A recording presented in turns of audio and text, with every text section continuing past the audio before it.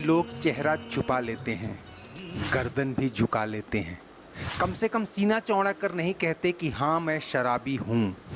और जो कहते हैं उनके अपने बहाने भी होते हैं। कोई इसे दर्द की दवा कहता है तो कोई गम भुलाने का जरिया।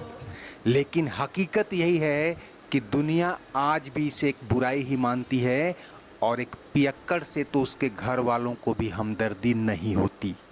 लेकिन आज से 40 साल पहले 18 मई 1984 को एक फिल्म रिलीज होती है और देखते ही देखते इस कदर पॉपुलर होती है कि शराब की दुकान पर कतार लगाने वाले भी अपनी जेब टटोलते हुए सिनेमा की खिड़की पर जा खड़े होते हैं।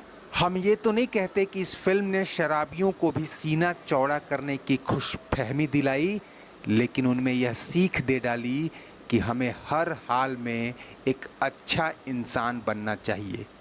प्यार करने वाला इंसान, दूसरों की मदद करने वाला इंसान और वसूलों के लिए आखिरी सांस तक लड़ने वाला इंसान।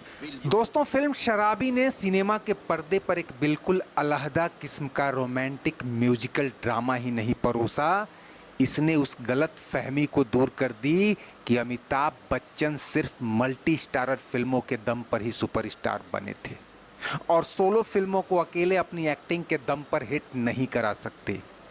इस फिल्म में शुरू से आखिर तक अमिताभ ही सेंट्रल कैरेक्टर थे। उनकी एक्टिंग, आवाज और संवाद अदायगी ने उनके दीवानों को और दीवाना बना दिया।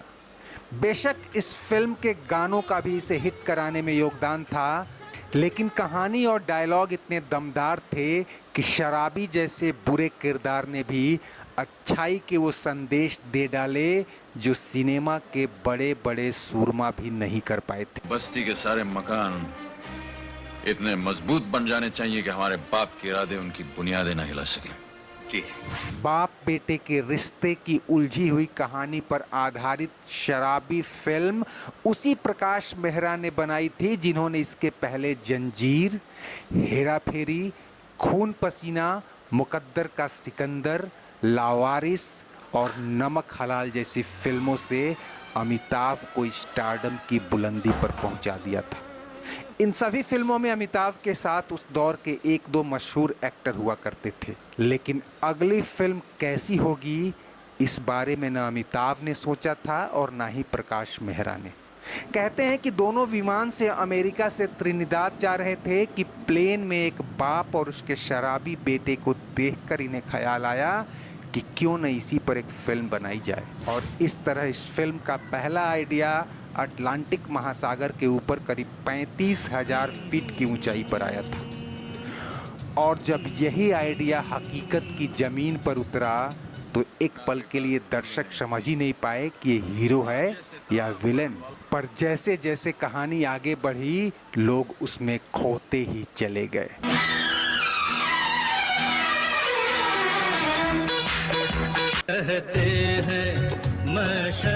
यह एक ऐसे शराबी लेकिन नेक दिल बेटे की कहानी है जिसके बाप के पास बेशुमार दौलत तो है, लेकिन बेटे के लिए न प्यार है न समय। बचपन से लेकर आज तक सिर्फ बिजनेस मीटिंग के लिए तो आपने मुझे बुलाया है डैडी। फिल्म में जितनी ट्रेजेडी है उतनी ही कॉमेडी भी, इमोशनल और म्यूजिकल ड्रामा भी, डायलॉग ऐसे कि दिल को छू जाएं। आज इतनी भी मैसर नहीं मैं खाने में जितनी हम छोड़ दिया करते थे पैमाने में। और क्रिटिक्स ने भी मान लिया था कि एक्टिंग के इतने रस रंगों को एक कैनवास पर उतारने का कारनामा कोई और नहीं कर सकता बल्कि सिर्फ अमिताभ बच्चन ही कर सकते हैं। दे दे प्यार दे प्यार दे प्यार दे दे हमें प्यार दे। शराबी में अमिताभ बच्चन का वो स्टाइल काफ़ी मशहूर हुआ था जहां वो अक्सर एक हाथ पैंट की जेब में रखते हैं और दूसरे हाथ से अदायगी करते हैं, लेकिन असल में ये कोई स्टाइल नहीं बल्कि मजबूरी थी। उन्हीं दिनों अमिताभ बच्चन का हाथ दिवाली में पटाखा फोड़ते समय जख्मी हो गया था। छुट्टी लेते तो पूरा शूटिंग शेड्यूल बिगड़ जाता और दूसरी फिल्में भी लटक जाती। उपाय निकाला कि एक हाथ पैंट या कोट की जेब में रखेंगे, लेकिन जब फिल्म का जादू लोगों के सिर चढ़कर बोलने लगा तो कईयों ने इसे स्टाइल समझकर जेब में हाथ डालने की आदत ही बना ली। जहाँ चार यार मिल जाए वहीं रात हो गुलजार, जहाँ चार यार। शराबी का विकी एक ऐसा किरदार था जिसमें बुराई और अच्छाई दोनों के शेड्स थे, और उसकी मुलाकात जब एक नाचने वाली लेकिन स्वाभिमानी लड़की से होती है तो पर्दे पर कई और रंग बिखरते हैं। 80 का दशक अमिताभ बच्चन का था तो किशोर कुमार का भी था, और किशोर ने इस फिल्म में जितनी एनर्जी, जितनी कला और जितनी जान फूंकी थी उसका फल भी मिला। लोग कहते हैं मैं शराबी। अगले साल जब 1984 के लिए फिल्म फेयर अवार्ड के नामांकन आए तो बेस्ट सिंगर कैटेगरी में 4 नॉमिनेशन इसी फिल्म के लिए किशोर कुमार को मिले। बप्पी लहड़ी और गीतकार अनजान को भी फिल्म फेयर मिला। आम दर्शक के नब्ज समझने वाले कादर खान ने जो डायलॉग लिखे थे वो भी इस फिल्म को हिट कराने में कारगर रहे। वो सब दिया जिसे बाजार से खरीद के एक घर में सजाया जा सकता है, और वो सुख कभी नहीं दिया जिसे एक दिल में सजाया जा सके। डायलॉग के अलावा इस फिल्म के कई किरदारों ने भी फिल्म को काफी लोकप्रिय बनाया। मसलन मुकरी के अभिनय वाले नथुलाल। मूछें हो तो नथुलाल जी जैसी हो वरना ना। पिता के प्यार से महरूम विकी को जो शख्स माँ और बाप दोनों का प्यार देता है, उस मुंशी जी का रोल करने वाले ओम प्रकाश का अभिनय भी लाजवाब था।